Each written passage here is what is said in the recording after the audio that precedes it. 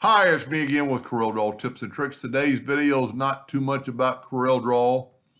Somebody sent me this logo and asked if I could help them with it, and look at it.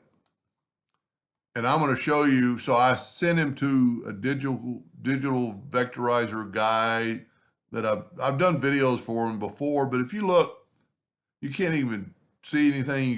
You can see there's a bracelet there. Look what he did. And he sent it to me all too, and I'm glad. I mean, look how sharp the bracelet, the hands, the beer mug, the eyes, every bit looks just like the picture, but better. I mean, curl of the hair. So if you ever run into a problem, and I just asked the gentleman that had him do it, he only charged him 20 bucks. I've never had it done for me personally, but if I was in business, laser engraving or printing or whatever, I would definitely use them. I mean, 20 bucks. You know, I told the gentleman if he's doing more than one or two items, I mean, just one, pass along to the customer, or just,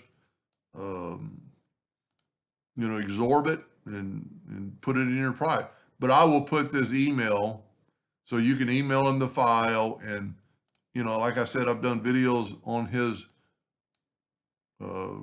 manipulation before, but I've never seen one that is this outstanding.